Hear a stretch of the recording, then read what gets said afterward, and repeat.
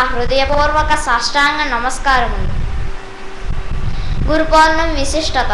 మన సంస్కృతిలో ఎంతోమంది గురువులున్న బోధనా విధిని మనకు అందించిన వారిలో అగ్రగణ్యుడు శ్రీ వేదవ్యాస భగవానుడు. అందుకే వేదవ్యాసుని ఆధారం చేసుకుని గురువులందరినీ ఆరాధించేందుకు వ్యాస పౌర్ణమినే గురు పౌర్ణమిగా నిర్ణయించారు. ఆషాఢ పౌర్ణమి రాగానే ఆషాఢ మేఘాలు వర్షించినట్లు హృదయంలో నిలిచి ఉన్న బ్రహ్మజ్ఞానం అనే మేఘాలు వారి వాక్కు ద్వారా వర్షిస్తాయి. అంటే బ్రహ్మజ్ఞానామృత వర్షంలో తడిచిపోతారు అని అర్థం. గురువు అనగా గుకార అంధకార రుకార తన్నివర్తక అనగా చీకటిని పోగొట్టేవారు గురువు. ఏ సిద్ధాంతానికి సంబంధించిన వారైనా వారి గురువులను ఆరాధించే రోజు గురు పౌర్ణమి. జ్ఞానం ద్వారా అజ్ఞాన నివృత్తిని గావించేవారు గురుదేవులు. ఉత్తర భారతదేశంలో ఆషాఢ పౌర్ణమి గురు పౌర్ణమిగా ప్రాచుర్యాన్ని పొందితే దానినే దక్షిణ భారతదేశంలో వ్యాస పౌర్ణమి అని అంటారు. ఈ సృష్టిలో గురువుతో పోల్చడానికి సాటి అయిన వస్తువే లేదు. అన్నిటికన్నా విశిష్ట వస్తువు బంగారం. కానీ బంగారం కన్నా విశిష్టమైన వస్తువు పరుశువేది. ఎందుకని? బంగారం విశిష్టమైనదే, అయినా మరొక లోహాన్ని బంగారంగా మార్చలేదు. అది ఒక పరుశువేదికే సాధ్యం. కానీ మహాత్ముడైన గురువును పరుశువేదితో కూడా పోల్చలేము. కారణం, పరుశువేది ఏ లోహాన్నైనా బంగారంగా మార్చగలదు, కానీ తనలాగే మరొక పరుశువేదిగా మార్చలేదు. గురువు తనను ఆశ్రయించిన శిష్యులను తన జ్ఞానస్పర్శతో తన హస్తాన్ని వారి తలపై నుంచి ఒక్కొక్కరిని ఒక్కొక్క గురువుగా తనంతటి వాణిగా తనలాగే ఇతరులను తరింపజేయగల మహాత్మునిగా మార్చగలడు. ఇదే హస్తమస్త సంయోగము అంటారు. ఏ రాతిని ఏ విధంగా మలచాలో శిల్పికి తెలుసు. ఏ శిష్యుడిని ఏ విధంగా తరింపజేయాలో గురువుకు తెలుసు. ముందు గురు హృదయాన్ని గెలుచుకోవాలి. ఆ తర్వాత బోధించమని అడగాలి. అర్హత లేకపోతే గురువు అడిగినా చెప్పరు. అర్హత ఉన్నా అడగకపోతే చెప్పరు. గురువు తనకే తాను బోధించడు. ఎందుకని? గురువు దృష్టిలో అజ్ఞానమే లేదు కనుక సూర్యుడు ప్రసరించిన చోటల్లా వెలుగు తప్ప చీకటి లేనట్లు అజ్ఞానమే లేదు. కనుక తన స్వరూపాన్ని సర్వత్రా దర్శించే గురువుకు అజ్ఞానం ఎక్కడా కనిపించదు. గురుపాద తీర్థమే ఆ జ్ఞాన తీర్థం. కృష్ణ భగవానుడే గురుపాదములను కడిగి తాను ధన్యుడినైతేనని భావించుకున్నాడు. కొందరు మోక్షం మరణంతోనే సిద్ధిస్తుంది అనుకుంటారు. అది ఒట్టి భ్రమ. మరణానంతరం మిగిలేది బూడిద మాత్రమే. బ్రతికి ఉండగానే జ్వరాన్ని ఎలా అనుభవిస్తున్నామో అలా ప్రత్యక్షంగా మోక్షాన్ని అనుభవించడం గురుకృప ద్వారానే సాధ్యం. గురుబోధనను చక్కగా విని శ్రద్ధగా అనుష్ఠించిన వాడు తప్పక గమ్యమును చేరుకుంటాడు. సత్యగురు తన శిష్యుని ఆపేక్షించే గురుదక్షిణ అదొక్కటే.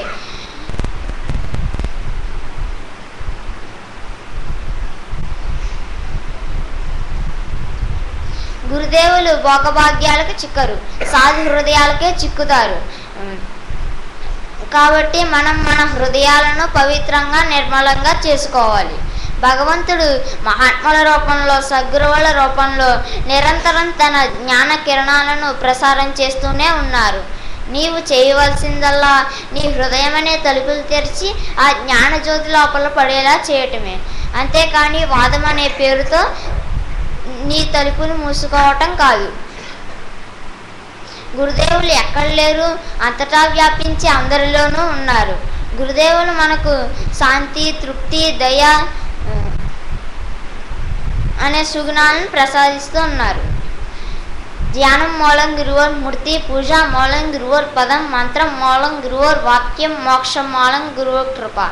విద్యతే హృదయ గ్రంథి ఛిద్యంతే సర్వసంశయ క్షీయంతే సర్వకర్మాణి గురోహ కరుణయ. మన ధ్యానానికి గురువు యొక్క స్వరూపమే మూలం. మన పూజకి అనగా ఆరాధనకి గురువు యొక్క పదం, గురువు యొక్క వాక్కు మనకు మంత్రం. ఏమి చేసినా చివరకు ముక్తి గురు కృప ద్వారానే సాధ్యం. గురుదేవుల అనుగ్రహంతో హృదయంలో ఉన్న కాలుష్యం పోతుంది, అన్ని సంశయాలు తీరిపోతాయి, సర్వకర్మలు వాటి ఫలాలతో దగ్ధమవుతాయి. మంచి శిష్యులు స్వామికి అనుసరణ చేస్తే చాలు, వారి అంతర్యాన్ని బట్టి ఆజ్ఞను చక్కగా నిర్వర్తిస్తారు. కనుక మనందరం ఏకమై ఆశ్రమ నిర్మాణానికి చక్కగా ఆర్థిక సహకారాన్ని అందించి గురు ఆశీర్వాదానికి పాత్రులవుదాం. ఈ అవకాశం ఇచ్చిన స్వామికి నా హృదయపూర్వక నమస్కారం. బాబు వారి తల్లిదండ్రులు రెండు బాబు ఉమామహేశ్వరరావు, మరి ఆ అబ్బాయికి అలా వదిలేస్తే మైకు 2 గంటలైనా సరే మాట్లాడగలడు. సరే, చాలా మంచి విషయాలు చెప్పాడు అబ్బాయి. మనం నేర్చుకోవాల్సిన ఏంటంటే గురువు హృదయాన్ని గెలుచుకోవాలి. గురువు యొక్క హృదయాన్ని గెలుచుకోవాలండి. అది ఎలా గెలుచుకోగలం? డబ్బులు ఇచ్చి గెలుచుకోగలమా? లేదంటే ఇంకోటి సేవ, గురు సేవ. అదేవిధంగా మనకి స్వామి సేవ అనేటువంటిది అత్యంత మహోన్నతమైనటువంటి విషయం. ప్రతి ఒక్కరు కూడా సేవ చేసుకుని గురు హృదయాన్ని గెలుచుకోవాలి. అదేవిధంగా వాదన పనికిరాదు. రెండో విషయం అబ్బాయి చెప్పాడు. మన వాళ్ళు చాలామంది సభ్యులు వాదిస్తారండి ఏదైనా మాట్లాడితే. ఆ వాదన అనేటువంటిది పనికిరాదు. అందుచేత ఆ విషయాలు మనం ప్రతి ఒక్కరు కూడా నేర్చుకుని గురువు యొక్క హృదయాన్ని మనం గెలుచుకుంటే మనకు ముక్తి వచ్చినట్టే. ఆ అబ్బాయికి అభినందనలు. అంజనా పార్వతి.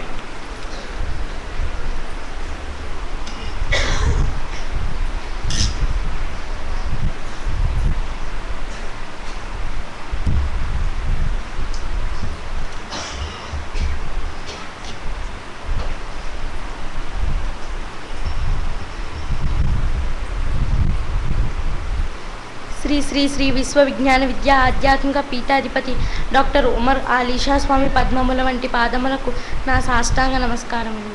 గురువారం సభను ఇచ్చేసి స్వామి యొక్క అమృత వాక్కులను విని తరించడానికి వచ్చిన సభ్యులు సభ్యేతరులకు నా స్వాగత సుమాంజలి. సృష్టి యందు భగవంతుని మనకి ప్రసాదించిన ప్రతి ముఖ్యమైనది కూడా ఉచితంగా ఇవ్వబడిందే. అవి లేకపోతే మనం ఒక్క క్షణం కూడా మనుగడ సాగించలేము. కనుక స్వామి మనకు మనుగడ సాగించడానికి, జ్ఞానాన్ని పొందడానికి, మంచి చెడుల విచక్షణ తెలుసుకోవడానికి, అభౌతికమైన ఈశ్వర విషయాన్ని గ్రహించి మన జన్మస్థానమైన ఆ విరాట్టులో కలవడానికి స్వామి మనకు ఎంతో విలువైన వెలకట్టలేని సృష్టిని సహితం శాసించగల మహామంత్రాన్ని ఉచితంగా ఇచ్చి ఉన్నారు. మన మహామంత్ర సాధనకి ఏ విధమైన ఖర్చు చేయవలసిన పని లేదు. మన విధులను మనం నిర్వర్తించుకుంటూ మనసును సాధన చేసుకోవచ్చు. అలా చేయటం వలన మంత్రం యొక్క శక్తి మన అనుభవంలో మనకే తెలియబడుతుంది.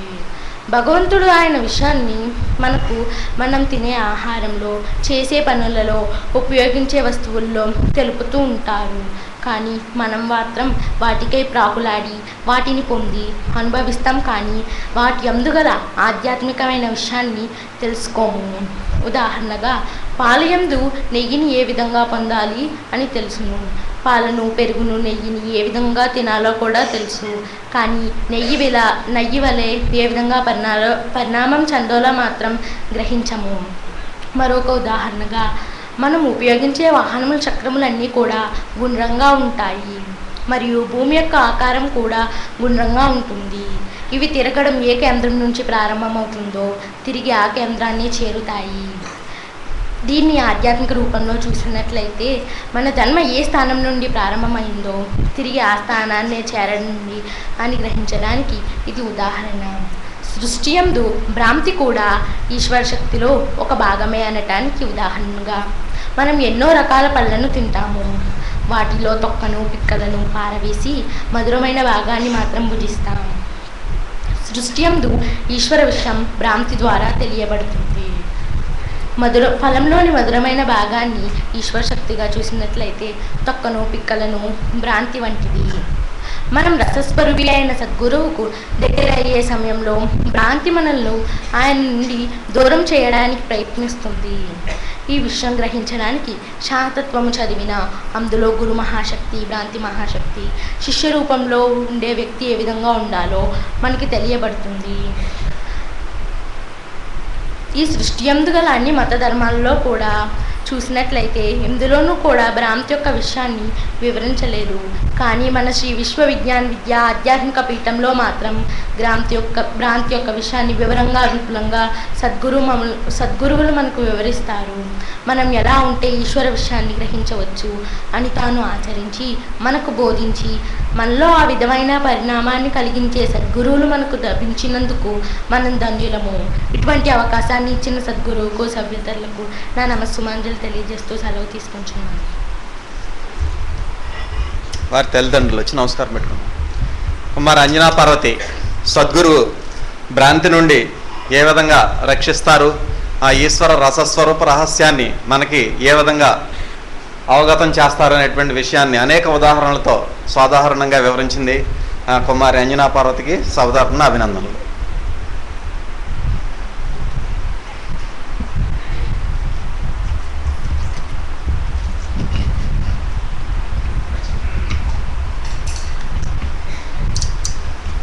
స్వామి యొక్క ప్రసంగాన్ని అందరూ కూడా అత్యంత భక్తి శ్రద్ధలతో వినాల్సిందిగా మనవి. సెల్ ఫోన్ స్విచ్ ఆఫ్ చేసుకోవాలండి అందరూ కూడా.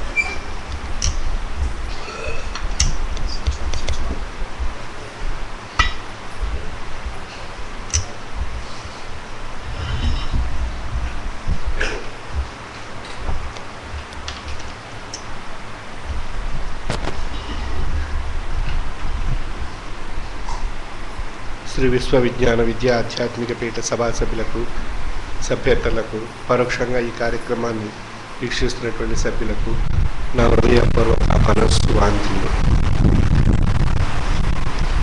పవిత్రమైనటువంటి ఈ మహోన్నతమైనటువంటి కాలంలో స్వామి యొక్క సన్నిధానంలో పవిత్రమైనటువంటి ఈ యొక్క ఆలయంలో మనం స్వామి యొక్క ఆశీర్వాదాన్ని పొంది ధరించేటువంటి కాలాన్ని మనం సద్వినియోగపరచుకునేటువంటి అవకాశం మనకి ప్రసాదింపబడింది. ఆ అవకాశాన్ని కాలాన్ని మనం ఎవరైతే సద్వినియోగపరచుకుంటారో వారు ఎల్లప్పుడూ కూడా స్వామి యొక్క కృపకు పాత్రలయ్యేటువంటి అవకాశం ఏర్పడుతుంది. సాధారణంగా మన యొక్క జీవన విధానంలో మనకు ఎన్నో రకాలైనటువంటి తాపత్రయాలు మనం వెంటాడుతుంటాయి, మానసికంగా, శారీరకంగా. వాటి నుండి ఆ యొక్క తాపత్రయాల నుండి విముక్తి పొందడానికి మనం ప్రయత్నం చేస్తూ ఉంటాం. ఆ ప్రయత్నంలో భాగంగా స్వామి యొక్క సన్నిధానాన్ని మనం చేరి వారి యొక్క ఆశీర్వాదాన్ని పొందాలనేటువంటి తాపత్రయంతో మనం స్వామి యొక్క సన్నిధానాన్ని రాగలుగుతున్నాం. ఆ యొక్క విషయంలో మనం స్వామి యొక్క ఆశీర్వాదంతో పాటు స్వామి ప్రసాదించేటువంటి తాత్విక జ్ఞానాన్ని కూడా అదే దృష్టితో మనం స్వీకరించినట్లయితే మనకు తాత్వికమైనటువంటి జ్ఞానం యొక్క లక్షణాలు మనలో ఏర్పడేటువంటి అవకాశం ఉంది. సాధారణంగా ఏదైనా ఒక తాపత్రయం ఏర్పడినప్పుడు దృష్టి అంతా దాని చుట్టూ తిరుగుతూ ఉంటుంది. అదేవిధంగా దానివైపు ఎంతైతే ఆసక్తి ఆ తాపత్రయాన్ని సమసిపోవడానికి, స్వామి యొక్క ఆశీర్వాదాన్ని పొందడానికి మనం ఏ విధమైనటువంటి మనోశక్తితో స్వామి దృష్టిలో పెట్టుకుని మనం ప్రయాణం చేస్తామో అదే విధంగా ఆ తాత్విక జ్ఞానం వైపు కూడా అదే స్థాయిలో దృష్టి పెట్టినట్లయితే మనకు మౌనతమైనటువంటి తాత్విక జ్ఞానం యొక్క ఫలం మనకి పొందేటువంటి అవకాశం ఏర్పడుతుంది. తద్వారా మనకి తాత్వికమైనటువంటి లక్షణాలు మనలో వృద్ధి చెందుతాయి. ఎప్పుడైతే తాత్వికమైనటువంటి లక్షణాలు మనలో ఏర్పడ్డాయో మనలో ఉండేటువంటి జడత్వం అనేటువంటిది అది కొద్దిగా తొలగింపబడుతూ మనలో తాత్వికమైనటువంటి స్వరూపం మనలో వృద్ధి చెందుతుంది. అప్పుడు మనకి తత్వమసి అనేటువంటి స్థాయి మనలో ఏర్పడగలుగుతుంది. అంటే ఆ తత్వమసి అన్నప్పుడు అది నీవు అయితే ఏది నీవు అయితే అనేటువంటి విషయం చేత ఏర్పడినటువంటి ప్రశ్న ఏదైతే ఉందో అది మనకు తాత్విక స్వరూపమైనటువంటి లక్షణం చేత అది నీవు అనేటువంటి విషయం ఏది నీవుగా ఉన్నావు అనేటువంటి పరిణామాన్ని తెలుసుకునేటువంటి ప్రయత్నం వైపు మన యొక్క దృష్టి మరల్చగలిగేటువంటి అవకాశం మనకి ప్రసాదింపబడుతుంది. అప్పుడు మనం శరీరంలో ఉండేటువంటి యౌగికమైనటువంటి శక్తిని, మానసికంగా ఉండేటువంటి యౌగికమైనటువంటి శక్తిని ఒకటిగా చేయగలిగేటువంటి స్థాయిగా మనం పరిణామం చెందినప్పుడు అది అయమాత్మ అనేటువంటి స్వరూపంగా మనకు తెలియబడుతుంది. ఆ అయమాత్మ అనేటువంటి స్వరూపం యొక్క అంత్య పరిణామం ఏదిగా ఉంది అని మనం రోజుగా ప్రయాణం చేసినప్పుడు మనకు తెలియబడేటువంటి విషయం మనలో ఉండేటువంటి అరిషడ్ వర్గాలను, కుండలిని, కాలములు భ్రాంతి మహాశక్తుల్ని స్థాయిపరుచుకుని మనలో ఒక యోగమైనటువంటి ఏకత్వ స్వరూపమైనటువంటి శక్తి చేత మనం ఏదైతే జ్ఞాన స్వరూపమైనటువంటి శక్తి ఒకటిగా ఉంది అనేటువంటి విధానాన్ని తెలుసుకోగలుగుతున్నాం. ఆ స్థాయికి వచ్చినప్పుడు మనకి ప్రజ్ఞానం బ్రహ్మ అనేటువంటి విషయం తెలియదు. ఆ ప్రజ్ఞానం బ్రహ్మ మనలో ఎవరు అని మనం లోతుగా మనం ప్రశ్నించుకున్నప్పుడు ఆ మనలో ఉండేటువంటి జీవుడే ఆ బ్రహ్మస్వరూపము అనేటువంటి విషయం తెలియబడుతుంది. అంచేత ఆ స్థాయికి వచ్చినప్పుడు మనకి నేను బ్రహ్మస్వరూపిగా అయితేనే అండ్ నేనంటే ఎవరు అన్నప్పుడు తనలో ఉండేటువంటి జ్ఞానము చేత జీవుడు బ్రహ్మస్వరూపిగా పరిణామం చెందినటువంటి స్థితి ఏదైతే ఉందో అదే బ్రహ్మస్వరూపము. ఆ బ్రహ్మస్వరూపమే నేను. ఆ నేనైనటువంటి విషయమే ఈ యొక్క మానవుడు 84 లక్షల జీవరాశులు క్షాళనం చేసుకొచ్చినటువంటి మానవుడు నేనైనటువంటి విషయాన్ని తెలుసుకుని తన యొక్క ముక్తికి కారణభూతమైనటువంటి ఆ విరాట్ స్వరూపుని యొక్క జన్మలో తన యొక్క జన్మస్థానానికి లీనం దాంట్లో లీనం కావాల్సినటువంటి స్థితి అది ముక్తి అని చెప్పబడుతుంది. ఆ స్థితిగా తనలో ఉండేటువంటి నేనైనటువంటి విషయం ఎవరైతే తెలుసుకొని వాళ్ళ అనుభవంలో తనలో ఉండేటువంటి జీవుడిని బ్రహ్మస్వరూపంగా దర్శింప చేసుకోగలిగేటువంటి స్థాయి కలిగినటువంటి జ్ఞాననేత్రాలు పొంది ఆ యొక్క అనుభవపరమైనటువంటి స్థితి తెలుసుకుంటారో వారే జీవన్ముక్త స్వరూపులు అని చెప్పబడుతున్నారు. అంటే జీవరూపంగా ఉన్నటువంటి వ్యక్తి తనలో ఉండేటువంటి ఈ జీవుడినే బ్రహ్మస్వరూపంగా దర్శింప చేసుకోవడం చేత జీవన్ముక్త స్వరూపుడు అని చెప్పబడుతున్నాడు. అటువంటి జీవన్ముక్త స్వరూపమైనటువంటి విధానం మన యొక్క పీఠంలో మహామంత్రం ద్వారా మనకు ప్రసాదింపబడుతుంది.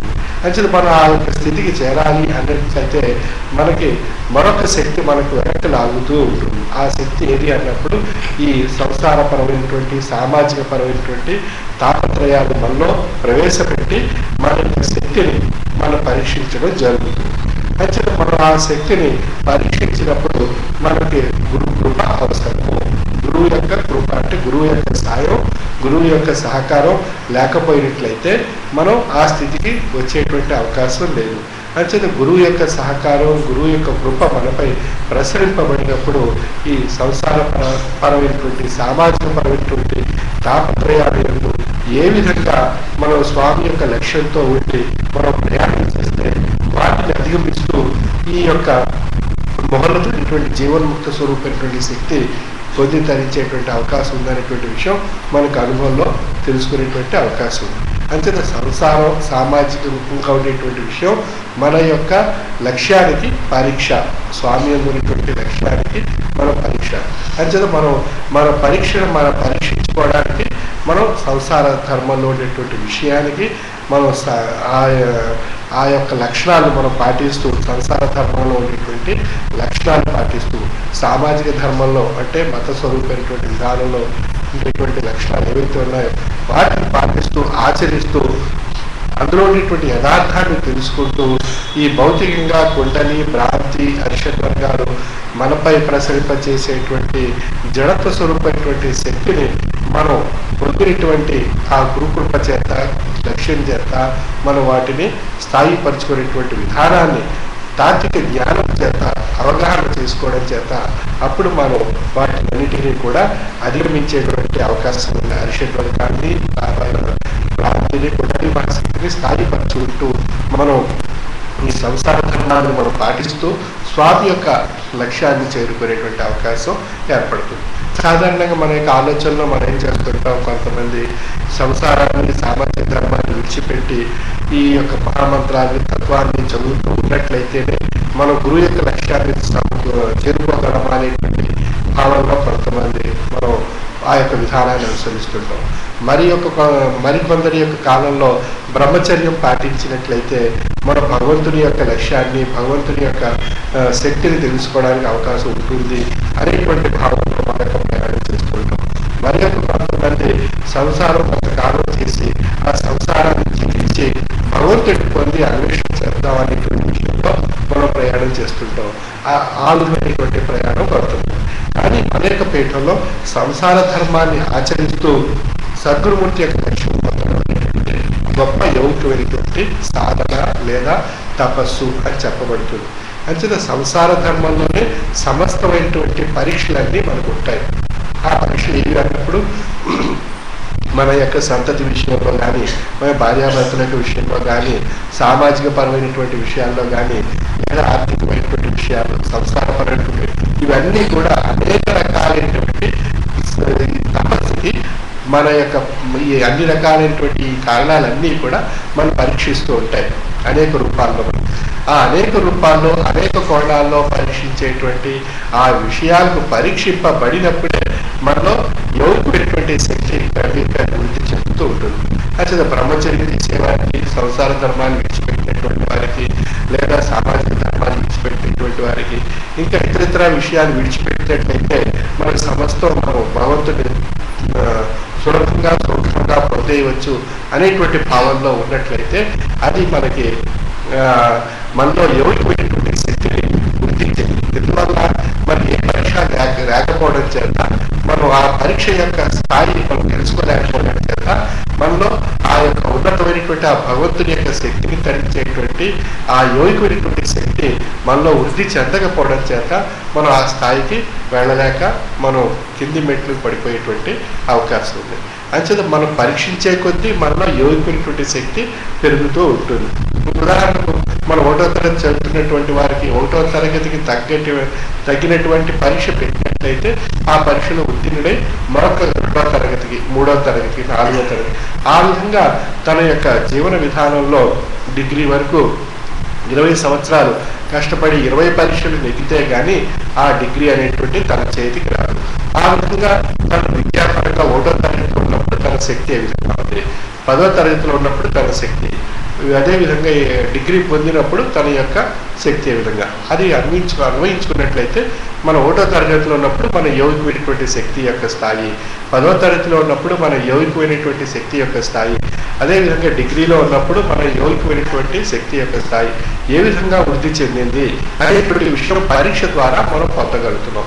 ఆ పరీక్షలు అనేటువంటివి మన సంసార ధర్మంలో సంతతి పరంగా తాపత్రయాల రూపంలో, సంసార ధర్మంలో ఇతర తాపత్రయాలన్నీ కూడా మన యొక్క యోగికమైనటువంటి శక్తిని పరీక్షించి మన యొక్క యోగికమైనటువంటి శక్తిని మనలో వృద్ధి చేయడం జరుగుతుంది. ఆ విధంగా యోగికమైనటువంటి శక్తి ఎప్పుడైతే మనలో వృద్ధి చెందిందో శారీరకంగా, మానసికంగా, అప్పుడు మనలో ఒక ఉత్కృష్టమైనటువంటి విధానం మన యొక్క అనుభవంలో తెలియబడి అప్పుడు మనకి మనం పొందినటువంటి తాత్విక జ్ఞానం యొక్క అంత్య పరిణామం మనలో ఉండేటువంటి జీవుడు ఈ యొక్క యోగికమైనటువంటి శక్తి చేత ప్రక్షాళనం కాబడి అజ్ఞానాన్ని తొలగించుకొని, జడత్వాన్ని తొలగించుకొని, అరిషడ్వర్గాన్ని స్థాయిపరుచుకొని, కుండలి శక్తిని తొలగించుకొని, కాలం అనేటువంటి మహాశక్తిని నియంత్రించుకొని, భ్రాంతి శక్తిని తొలగించుకొని దాని ఒక ఉత్కృష్టమైనటువంటి యోగికమైనటువంటి శక్తి చేత మనలో ఉండేటువంటి జీవుడు బ్రహ్మస్వరూపము అనేటువంటి విషయంగా మన యొక్క యోగికమైనటువంటి జ్ఞాన నేత్రానికి తెలియబడుతున్నాడు. ఆ యోగికమైనటువంటి జ్ఞాన నేత్రానికి తెలియబడినటువంటి మనలో ఉండేటువంటి జీవుడు బ్రహ్మస్వరూపం అనేటువంటి స్థాయి మన యొక్క అనుభవంలో ఆ యొక్క నిరూపణ కాబడినప్పుడు అదే జీవన్ముక్త స్వరూపము అని చెప్పబడుతుంది.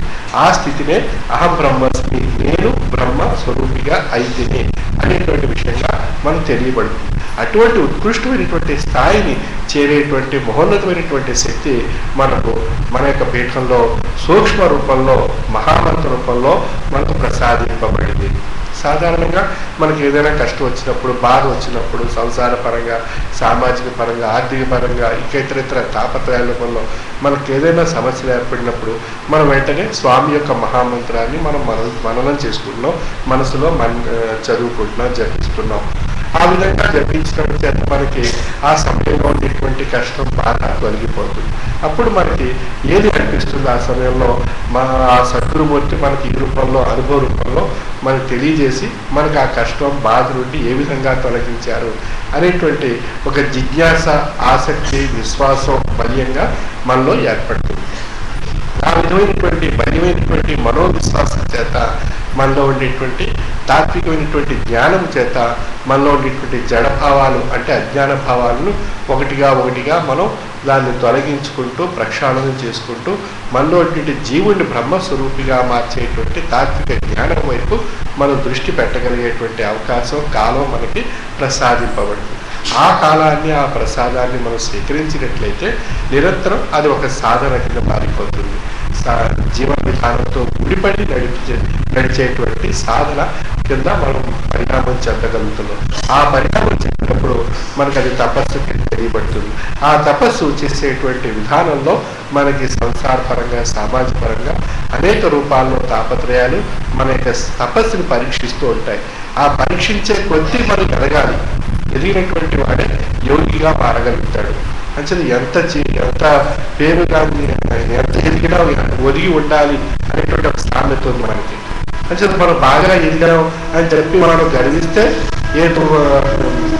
ఏదో ఒక రూపంలో మనం నష్టపోయేటువంటి అవకాశం ఉంది. మరి తుఫాను వచ్చిందనుకోండి, ఆ చెట్టు మామిడికాయ చుట్టూ ఆ చెట్టు నిండా కాయలు ఉంటాయి. మరి అది నేను చెట్టు నిండా కాయలతో నిండి ఉన్నాను అని చెప్పి గర్వించిందంటే ఆ చెట్టు పడిపోయేటువంటి అవకాశం ఉంది. ఆ సమయంలో తాను ఒదిగి ఉండడం చేత ఆ యొక్క తుఫాను ఆ చెట్టు పడిపోకుండా ఆ కాయలనే రాల్చి తాను రక్షించుకోగలుగుతుంది చెట్టు ఆ సమయంలో. అంటే ఆ విధంగా మనం కూడా ఆ యొక్క యోగ్యమైనటువంటి శక్తిని మనం పరీక్షించుకోవడానికి మనకు వచ్చేటువంటి తాపత్రయాన్ని మన తపస్సుకు ఒక పరీక్షగా మనం భావించినట్లయితే మనలో యోగ్యమైనటువంటి శక్తి, జ్ఞానశక్తి రెండూ కూడా మనలో వృద్ధి చెందుతాయి. ఆ విధంగా మనం దృష్టితో లక్ష్యంతో ఉన్నట్లయితే మనం సాధనలో సమీకృతులయ్యేటువంటి అవకాశం. సాధారణంగా మనం ఏం భావిస్తాం? సద్గురు స్వామి సన్నిధానానికి వెళ్ళాం, దర్శించుకుంటాం, ఈ బాధ తగ్గలేదు, ఈ కష్టం తగ్గలేదు, మళ్ళీ వెళ్తాం, మళ్ళీ దర్శించుకుంటాం, మళ్ళీ బాధ తగ్గలేదు, మళ్ళీ కష్టం తగ్గలేదు అనేటువంటి విధానంలో మనకి లక్ష్యం దాని ఎంతో దృష్టి పెట్టినట్లయితే భావం తగ్గవుతుంది. ఆ యొక్క భావంతోనే ఆ యొక్క లక్ష్యంతోనే మనం ఉండిపోతాం. అని ఏది చేసినా స్వామి నీవే అనేటువంటి ఒక పవిత్రమైనటువంటి లక్ష్యంగా మనం మారిపోయినట్లయితే మనకు ఆ కాలం అనేటువంటి విషయం ఆ స్వామి యొక్క గురు కృప మనపై పరీక్షించి మన యొక్క బాధను తొలగించి మనలో యోగ్యమైనటువంటి శక్తిని పెంచుతుంది. కానీ మన ఆ సమయంలో ఏ విధంగా ఉంటుంది? ఆ బాధ తొలగలేదు అనేటువంటి భావంలోనే మనం ఉండిపోతాం తప్ప అది గురు కృపకు ఏ విధంగా పొందాలి అనేటువంటి విషయం వైపు మన దృష్టి మరల్చలేకపోతున్నాం. ఇందువల్ల ఆ బాధ అనేటువంటి స్వరూపం మన యొక్క లక్ష్యాన్ని, గురువు యొక్క ఉండేటువంటి లక్ష్యాన్ని చేరకుండా మనని నిరోధిస్తుంది. అందువల్ల మనం ఏం చేస్తున్నాం? దాని వైపే మరల్చుతున్నాం తప్ప గురువు యొక్క విధానం వైపు లక్ష్యంగా మార్చుకోలేకపోతున్నాం. అంటే గురువు యందు లక్ష్యంగా మారినట్లయితే, అంటే గురువు యందు లక్ష్యంగా మారాలంటే ఏం చేయాలి ఉన్నట్లయితే పరిపూర్ణమైనటువంటి భక్తి, విశ్వాసము ఈ రెండూ కూడా లక్ష్యానికి మూలము. అంచేత ఆ లక్ష్యం మన యొక్క భక్తి విశ్వాసం చేత మన యొక్క లక్ష్యం మనం వృద్ధి చెందుతుంది. ఆ లక్ష్యం మహామంత్ర మననం చేత మనసులో మంత్రమే గురువే మంత్ర స్వరూపం. అంచేత మహామంత్రాన్ని అనేక మార్లు మననం చేసుకుంటూ మనకి లక్ష్యాన్ని గురువు వైపు దృష్టి పెట్టి సాధించినట్లయితే అప్పుడు ఆ లక్ష్యం ఆ సద్గురుమూర్తి యొక్క కృప, ఆ సద్గురుమూర్తి యొక్క మంత్రమే గురువే మంత్రస్వరూపం కనుక ఆ మహామంత్రాన్ని మననం చేసుకోవడం చేత మనం పొందినటువంటి లక్ష్యం ఆ గురువు యొక్క శక్తికి తోడే, ఆ మహామంత్రం యొక్క శక్తికి తోడే మనకు గొప్ప యోగ్యమైనటువంటి శక్తిని మనం ప్రసాదిస్తుంది. ఆ యొక్క యోగ్యమైనటువంటి శక్తికి పరీక్షిస్తాయి ఈ బాధలు, కష్టాలు, సమస్యలు. ఈ యోగ్యమైనటువంటి శక్తి ఎంతైతే పరీక్షిస్తుంటాయో ఆ బాధను కూడా అంత తీవ్రంగా మనలో మన యొక్క యోగ్యమైనటువంటి శక్తిని పరీక్షించడానికి ఆ బాధను మనకి ప్రయత్నం చేస్తుంటాయి. దాని యందు కూడా మన యోగ్యమైనటువంటి శక్తి మనం వృత్తిపరుచుకుంటూ సర్వము నీవే స్వామి, సన్యాసి చేసిన, సామ్రాట్ చేసిన సర్వము నీవే స్వామి అనేటువంటి లక్ష్యంగా మనం మారిపోయినట్లయితే అప్పుడు ఆ మనలో ఉండేటువంటి యోగ్యమైనటువంటి శక్తి వృద్ధి చెంది మనకు ఉన్నటువంటి తాపత్రం ఏదైతే ఉందో అది దాని కాలానుగుణంగా సమసిపోయి మనకు చక్కని ఒక అనుభూతిని, ఆనందాన్ని మనకు ప్రసాదించడం జరుగుతుంది. అదే మహత్యము అనేటువంటి విషయంగా మనకు ఆ సమయంలో నిరూపణ కాబడుతుంది. అప్పటి వరకు వేచి ఉండాలి, నిరీక్షించాలి. ఆ నిరీక్షణలోనే సహనము అనేటువంటి లక్షణం ఏర్పడుతుంది. ఆ సహనం అనేటువంటి లక్షణంలోనే సమస్తమైనటువంటి విషయాలన్నీ ఇమిడి ఉంటాయి. కానీ ఆ సహనమే చాలా కష్టం మనం పొందడానికి. ఆ సహనమే మన యొక్క యోగికమైనటువంటి శక్తిని పరీక్షిస్తుంది. ఆ సహనమే మనకి తత్వాన్ని పరీక్షిస్తుంది. ఆ సహనమే మన యొక్క లక్ష్యాన్ని పరీక్షిస్తుంది. అంచేత ఈ సహనం అనేటువంటి విషయం మన యొక్క అరిషడ్ వర్గాలను కూడా స్థాయిపరుస్తుంది. మనలో ఉన్నటువంటి కుండలి శక్తిని అధిగమించగలిగేటట్టు చేస్తుంది ఈ సహనం అనేటువంటి విషయం. ఈ విధంగా సహనానికి ఉన్నటువంటి గొప్ప శక్తిని మన యొక్క జీవన అనుభవంలో మనం పొంది ధరించేటువంటి అవకాశం మనకు ఉంది. ఎవరైనా మనం దూషిస్తున్నప్పుడు, ద్వేషిస్తున్నప్పుడు ఆ ప్రదేశంలో మనం ఉండకుండా మరొక ప్రదేశానికి మనం మరలిపోయినట్లయితే అక్కడ ఏ విధమైనటువంటి ద్వేషభావం కానీ దూషణ కానీ ఏది కూడా మనకు అంటం వినిపించం, మన దరిచేరం.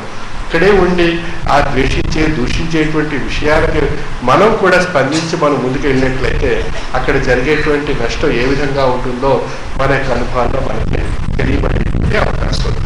అంటే ఆ యొక్క ప్రదేశం నుండి దూరంగా ఉండేటట్లు చేయగలిగేటువంటి శక్తి, ఆ దోషణకు విడిచి మరొక ప్రదేశానికి వెళ్ళిపోయేటువంటి స్థితి ఏది కల్పిస్తుంది ఇక్కడ అన్నప్పుడు సహనము అనేటువంటి లక్షణం మనలో కల్పించి ఆ కాలంలో అక్కడ ఆ ప్రదేశం నుండి దూరంగా వెళ్ళిపో, ఇంకొక చోటికి చేరు, ఆ మాటలు వినపు, ఆ యొక్క విషయాలు పని చేరకుండా చూసుకో అని చెప్పి ఆ సహనం అనేటువంటి విషయం ఆ కాలంలో మనసుని తట్టి లేపుతుంది. అప్పుడు మనం అక్కడి నుండి మనం వేరే చోటుకు మారినప్పుడు అది ఏది మనం మన కంటికి కానీ మన చెవులకు కానీ చేరకుండా ఉండడం వల్ల మనకి ఆ సమయంలో ఏ నష్టం ఏది జరగదు. అంచేత మన తత్వే చెప్తున్నారు, ఈశ్వర రహస్యం ప్రశ్నచేత ఎన్నడూ తెలియబడదు, వెలలేని ధనము వెచ్చించి సాధింప సాధ్యంపగాదు, భగవత్సరంపును ప్రాణములని కట్టి నెత్తురు తపస్సున నీరు చేసి కష్టములు పడకుండా కాంచనేరము బ్రహ్మ వస్తువు నాస్తికాభాసమందు అని చెప్తున్నారు. అయితే ఆ ఈశ్వర రహస్యం తెలుసుకోవాలన్నట్లయితే మనం ఏదో ఉద్గ్రంథాలు చదివేశాం అని చెప్పి మనం అహంకారంతో అహంకరించినట్లయితే ఆ ఈశ్వరుడు తెలియబడ్డు, ప్రశ్న చేసుకున్నా తెలియబడ్డు. వెలలేని ధనము వెచ్చించి సాధింప సాధ్యము కాదు. మన దగ్గర ఎన్నో వందల కోట్ల డబ్బులు ఉన్నాయి, భగవంతుడిని కొనేద్దాం, భగవంతుడిని మన దగ్గర పెట్టుకుందాం అంటే కూడా భగవంతుడు మనకు తెలియబడ్డు. భగవత్సరమును ప్రాణములను కట్టి నెత్తురు తపస్సును నీరు చేసి మనలో ఉండేటువంటి నెత్తుర్ని నీరుగా మార్చి తపస్సుగా మనం స్వీకరించి మనం ప్రయత్నం చేసినా భగవంతుడు కనిపించడు. మరి ఎవరికి కనిపిస్తాడయ్యా భగవంతుడు అన్నట్లయితే కష్టములు పడకుండా గాంచనేరము బ్రహ్మ వస్తువు నాస్తికాభాసములు. కష్టాలంటే తాపత్రయాలు, బాధలు, సమస్యలు, ఇత్యాది విషయాలు ఇవన్నీ కూడా మనలో ఉండేటువంటి యోగికమైనటువంటి శక్తిని మనం పరీక్షిస్తుంటాయి, మన యొక్క మహామంత్రాన్ని పరీక్షిస్తుంటాయి, మన యొక్క జ్ఞాన యోగికమైనటువంటి శక్తిని పరీక్షిస్తుంటాయి. అంచేత ఈ కష్టం అనేటువంటిది ఆ యొక్క కష్టములు పడకుండా గాంచనేరము బ్రహ్మ వస్తువు నాస్తికాభాసములు. అంచేత ఆ కష్టాలు అనుభవించి అందులో ఉండేటువంటి విషయాన్ని గ్రహించి మనం జ్ఞానము చేత అన్వయింప చేసుకొని సహనము చేత దాన్ని తొలగించుకొని దాని నుండి రక్షణ పొంది మనం యోగికమైనటువంటి శక్తిని పరీక్షగా భావించి మనలో ఉండేటువంటి యోగికమైనటువంటి శక్తిని వృద్ధిపరచుకున్నట్లయితే అప్పుడు మనకి ఆ కష్టాల్లోనే బ్రహ్మస్వరూపం ఏ విధంగా ఉంటుంది అనేటువంటి విషయం నిరూపణ కాబడుతుంది. ఆ విధంగా ప్రజ్ఞాన బ్రహ్మ అనేటువంటి స్వరూపం అహబ్రహ్మస్మి అనేటువంటి స్వరూపంగా తెలియబడుతున్నాడు. అయితే ప్రజ్ఞానం బ్రహ్మ నుండి అహం బ్రహ్మస్మి అనేటువంటి స్వరూపంగా మారగలిగేటువంటి ఏదైతే ఆ యొక్క రెండింటి పంచుకున్నటువంటి వ్యవధి ఏదైతే ఉందో అది కాలం అనేటువంటి స్వరూపంలో ఆ యొక్క మానవుడిని అనేక రూపాలుగా అది పరీక్షించడం జరుగుతుంది. ఆ యోగికమైనటువంటి శక్తిని పరీక్షించడం జరుగుతుంది. అంచేత కారణ శరీరం మహాకారణ శరీరం మధ్య జరిగేటువంటి పరీక్ష సాధన రూపంలో ఏ విధంగా అయితే ఆ సాధకుడు ఆ యొక్క విషయాన్ని తెలుసుకొని తను ఆ గురుకృప గురువు లక్ష్యం చేత కారణ శరీరంలో ఉండేటువంటి విషయాన్ని అవగాహన చేసుకుని మహాకారణ శరీర రూపంలో పరిణామం చెందుతాడో సాధనాపరమైనటువంటి సాధకుడి యొక్క విషయంలో, అదే విధంగా జ్ఞాని యొక్క విషయంలో ప్రజ్ఞాన బ్రహ్మ అనేటువంటి స్వరూపం నుండి అహం బ్రహ్మస్మైనటువంటి స్వరూపంగా పరిణామం చెందడానికి గురువు కృప గురు సహకారం గురు యొక్క లక్ష్యం అక్కడ మోహనమైనటువంటి యోగికమైనటువంటి శక్తిగా పరిణామం చెందుతుంది. ఆ యోగికమైనటువంటి శక్తిని మనం పొందడానికి మనకు వచ్చినటువంటి పరీక్షలను మనం స్వీకరించి దాన్ని అధిగమించేటువంటి ఒక మనోశక్తిని మనం వృద్ధిపరచుకోవాలి. ఆ మనోశక్తే మనకి ఇటు భౌతికంగా ఉన్నటువంటి సంసార తాపత్రయాల నుండి రక్షిస్తుంది, అటు మన యొక్క జ్ఞాన స్వరూపమైనటువంటి విషయంలో మన యొక్క యోగికమైనటువంటి శక్తిని మనకు వృద్ధిపరుస్తుంది. అప్పుడు ఆ విధంగా ఇహానికి పరానికి కావాల్సిన రెండూ కూడా మనం పొందగలిగేటువంటి స్థాయి మనకి ఏర్పడుతుంది. అంచేత మనకు వచ్చినటువంటి కష్టాన్ని బాధని కూడా మనం దాన్ని పెద్దగా మనసులో పెద్దగా చేసుకుని భూతత్వంగా భావించుకుని దానితో నేరమైపోయి మనం మానసికంగా శారీరకంగా కుంగిపోయినట్లయితే కలిగేటువంటి నష్టం మనమే ఆ యొక్క జీవుడే అనుభవించవలసినటువంటి పరిస్థితి ఏర్పడుతుంది. అయితే ఆ కష్టాన్ని ఒక ఛాలెంజ్గా తీసుకొని మనం దాన్ని ఆ పరీక్షకి మనం ఎదురికి మనం సాధించాలి అనేటువంటి ఒక మనోశక్తిని మనం పొందాలి. ఆ మనోశక్తి మనకి మహామంత్ర రూపంలో తాత్విక జ్ఞానం రూపంలో మనకు ప్రసాదింపబడుతుంది. అయితే ఆ మనోశక్తి వృద్ధి చెందాలి అన్నట్లయితే మహామంత్రం ద్వారా మన యొక్క జీవ చైతన్య పరిణామ రూపమైనటువంటి శక్తి మహామంత్ర రూపంలో మన మనసుకు ఒక అభౌతికమైనటువంటి శక్తిని ప్రసాదిస్తుంది. తాత్విక జ్ఞానం చేత మనలో జ్ఞాన యోగికమైనటువంటి శక్తి ఏర్పడుతుంది. ఈ తాత్విక జ్ఞానము చేత ఏర్పడినటువంటి యోగికమైనటువంటి శక్తి జీవ చైతన్య పరిణామ రూపమైనటువంటి శక్తి మనసుకు అభౌతికంగా ప్రసాదింపబడడం చేత ఆ శక్తి రెండూ కలిసి మనసుకు ఒక బల్యమైనటువంటి శక్తిని ప్రసాదిస్తాయి. అదే మనోశక్తి. మన యొక్క బల్యమైనటువంటి మనోశక్తి బట్టి మనకు ఉన్నటువంటి ఏ సమస్య అయినా, ఏ కష్టమైనా, ఏ బాధ అయినా, దేన్నైనా కూడా మనం సులభంగా సూక్ష్మంగా కాలమైనటువంటి విషయంలో పరిష్కరింపబడి అందులో ఉన్నటువంటి విషయం యొక్క అవగాహన కాబట్టి అది మనకి అనుభూతిని ప్రసాదించి, ఆనందాన్ని ప్రసాదించి, ప్రయత్నాన్ని ప్రసాదించి అది ఒక మహత్యంగా గొప్పగా మనకు నిరూపణ కాబట్టి అటువంటి ఉత్కృష్టమైనటువంటి యోగికమైనటువంటి తత్వం శ్రీ విశ్వ విజ్ఞాన విద్య ఆధ్యాత్మిక యొక్క తత్వం. మన యొక్క తపస్సుని మనం పరీక్షించుకోవడానికి స్వామి మనకు సంసార ధర్మంలో ఉండేటువంటి విషయాల్ని ఇటు మహామంత్రమైనటువంటి సాధనని ఒక రెండు పట్టాల కింద మనం భావించుకున్నట్లయితే మన జీవనం అనేటువంటి ఒక రైలు బండి దానిపై ప్రయాణం చేసినట్లయితే ఈ ప్రదేశం నుండి ఆ ప్రదేశం అనేటువంటి ఆ స్వామి యొక్క ప్రదేశానికి చేరుకునేటువంటి గమ్యాన్ని చేరుకునేటువంటి అవకాశం ఏర్పడుతుంది. అంటే తరచూ మొహిద్దీన్ బాషా వారి యొక్క ఉపన్యాసంలో తెలియజేసేవారు, నీ ఎందుకయ్యా నువ్వు సామాను తీసుకుని రైలు బండి ఎక్కువ మిగతాది నేను చూసుకుంటానని చెప్పి ఎక్కువ సార్లు మనం చెప్పేవారు. ఆ రైలు బండి అంటే ఏంటి? రెండు పట్టాల మీద నడిచేటువంటి మానవ రూపంగా ఉన్నటువంటి యంత్రం. అంటే సంసార ధర్మం, యోగికమైనటువంటి సాధన అనేటువంటి రెండు పట్టాలు. దానిపైన మానవుడు అనేటువంటి మన యొక్క జీవన యంత్రం మనం నడవాలి. అంటే ఈ ప్రదేశం నుండి ఆ ప్రదేశానికి నడవాలి అన్నట్లయితే మన యొక్క రెండు పట్టాలు సమాంతరంగా ఉండాలి. ఏ ఒక్క పట్టం తప్పినా కూడా మనం ఆ యొక్క గమ్యాన్ని మనం చేరలేము. అంచేత సంసార ధర్మము అనేటువంటి ఒక పట్టము, యోగికమైనటువంటి సాధన అనేటువంటి రెండో పట్టం. ఈ రెండు పట్టాలు కూడా సమాంతరంగా ఉన్నప్పుడే ఒక ప్రదేశం నుండి మరొక ప్రదేశానికి మనం జీవన యంత్రం ఆ యొక్క గమ్యాన్ని స్వామి అనేటువంటి గమ్యాన్ని చేరుకునేటువంటి అవకాశం ఉంది. అంచేత జీవ దేహ సహితమైనటువంటిదే ముక్తి అని చెప్పబడుతుంది శ్రీ విశ్వ విజ్ఞాన విద్య ఆధ్యాత్మిక పీఠంలో. సాధారణంగా కొందరి యొక్క తత్వాల్లో ఆత్మే ముక్తి అని చెప్పి మనం భావిస్తూ ఉంటాం. కానీ ఆత్మ కాదు, జీవ దేహ సహితమైనటువంటిదే ఆత్మ ముక్తి అనేటువంటిది మహాప్రసాదం.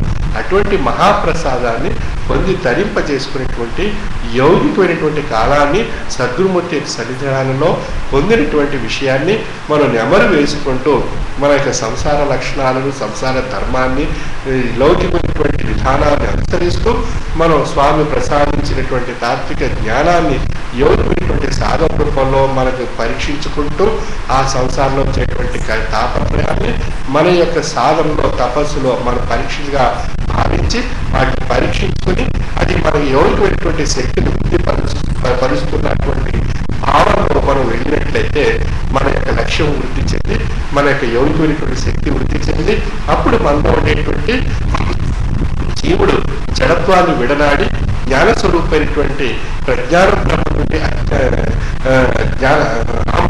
అనేటువంటి స్థాయిగా పరిణామం చెందడం జరుగుతుంది. ఆ విధంగా పెరుగు నుండి వెన్న నుండి నెయ్యి ఏ విధంగా అయితే పొందగలుగుతున్నామో అదే విధంగా ఆ యొక్క ప్రజ్ఞానం బ్రహ్మ అనేటువంటి స్వరూపం నుండి అహం బ్రహ్మస్మి అనేటువంటి స్వరూపంగా మారినప్పుడు మనలో తేజస్వరూపమైనటువంటి శక్తి వెలువడుతుంది. ఆ తేజస్వరూపమైనటువంటి శక్తి అది కొన్ని వందల వేల కోట్ల అణుధార్మికతో కూడినటువంటి శక్తికి మించి ఉన్నటువంటి శక్తి. అది సామాన్యమైనటువంటి శాస్త్రపరమైనటువంటి యంత్రాలతో కొలవలేనటువంటి శక్తి వెలువడుతుంది. అటువంటి ఉత్కృష్టమైనటువంటి శక్తి మనలో నిండి ఉన్నది మానవుల్లో. అంచేత ఆ యొక్క యోగికమైనటువంటి శక్తిని మనం పొంది ధరింపజేసుకునేటువంటి కాలాన్ని నిరంతరం మనం సద్వినియోగపరచుకునేటువంటి ప్రయత్నం మనం చేయాలి అన్నట్లయితే మన కృప గురువు యొక్క లక్ష్యం మన ముందు ఎల్లప్పుడూ ఉండేటువంటి విధానాన్ని అలవర్చుకోవాలి. ఆ విధానం నిరంతరం మనలో ఏర్పడాలి అన్నట్లయితే మనకు లక్ష్యం గురువు యొక్క లక్ష్యంలో ఉండాలి అన్నట్లయితే పరిపూర్ణమైనటువంటి భక్తి విశ్వాసం దానికి మూలము. అంచేత ఆ యొక్క పరిపూర్ణమైనటువంటి భక్తి విశ్వాసం చేత ఏర్పడినటువంటి లక్ష్యం చేత మన గురు కృప మనం పొందగలుగుతున్నాం. ఆ గురు కృప చేత మన యోగికమైనటువంటి శక్తి మనలో వృద్ధి చెందుతుంది. ఆ శక్తే మనకు సమస్తమైనటువంటి విషయాల్ని ప్రసాదిస్తుంది. ఇదే ప్రజ్ఞానం బ్రహ్మ నుండి అహం బ్రహ్మస్మైనటువంటి స్థాయి కలిగినటువంటి పరిణామం మనం పొందగలుగుతున్నాం. అటువంటి పరిణామాన్ని కొన్ని ధరింప చేసుకునేటువంటి విధానం ఏదైతే ఉందో అదే జీవముక్త స్వరూపం, అదే అహం బ్రహ్మస్మి అని చెప్పబడుతుంది. అటువంటి ఉత్కృష్టమైనటువంటి యోగికమైనటువంటి జ్ఞానాన్ని మహామంత్రాన్ని సద్గురు నుండి నిరంతరం పొంది ధరించేటువంటి కాలాన్ని సద్వినియోగపరచుకోవాల్సిందిగా నా యొక్క మనవి.